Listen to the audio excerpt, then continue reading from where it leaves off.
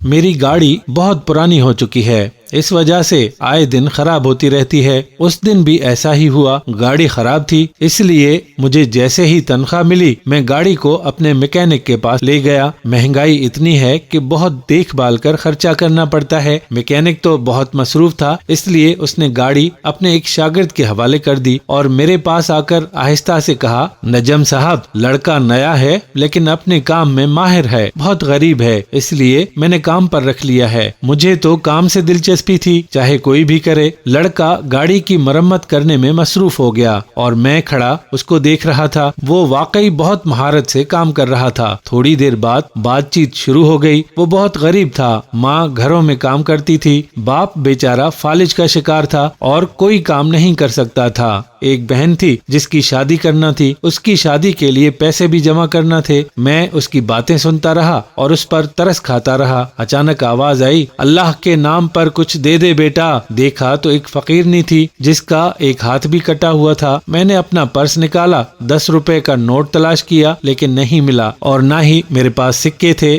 معاف کرو اماں، میں نے کہا اور سوچنے لگا کہ میں تو خود مہنگائی کا مارا ہوں، میں زیادہ پیسے بھیک میں نہیں دے سکتا۔ فقیرنی اداس ہو کر آگے بڑھ گئی۔ میکینک لڑکے نے جب اسے جاتے دیکھا تو آواز دے کر روکا، اماں رکو۔ فقیرنی ٹھہر گئی اور لڑکے نے جلدی سے اپنی جیب سے 50 روپے کا نوٹ نکال کر فقیرنی کے حوالے کر دیا۔ فقیرنی خوش ہو گئی اور اس کو دعا دیتی ہوئی وہاں سے چلی گئی۔ میں اس غریب میکینک لڑکے کو حیرت سے دیکھنے لگا۔ 50 روپے کا نوٹ، اف، 50 کا نوٹ تو میرے پرس میں بھی تھا لیکن میں نے فقیرنی کو نہیں دیا۔ وہ غریب میکینک لڑکا بہت سخی نکلا۔ غریب ہونے کے باوجود اس نے بوڑھی فقیرنی کی مدد کی۔ صاحب، بیچاری بوڑھی ہے، ایک ہاتھ بھی نہیں ہے، اس عمر میں کوئی کام بھی نہیں کر سکتی۔ لڑکے نے مجھے دیکھ کر کہا۔ میں لڑکے کی بات سن کر حیران ہو رہا تھا۔ مجھ جیسے لوگ اپنے اوپر ہزاروں روپے خرچ کر دیتے ہیں لیکن اگر کوئی مانگ لے تو 5-10 روپے سے زیادہ پیسے نہیں دیتے۔ مجھے لڑکے کی سخاوت پر فخر ہونے لگا اور اپنے آپ سے شرمندہ ہونے لگا۔ دوستو، یہ تھی ہماری آج کی ویڈیو۔ مجھے امید ہے کہ آپ کو ہماری آج کی ویڈیو ضرور پسند آئی ہوگی۔ اگر یہ ویڈیو آپ کو پسند آئی ہے تو اپنے دوستوں اور احباب کے ساتھ شیئر ضرور کیجیے گا، اور ہاں، اگر ابھی تک آپ نے ہمارے فیس بک پیج اسلامک ٹیچر کو فالو نہیں کیا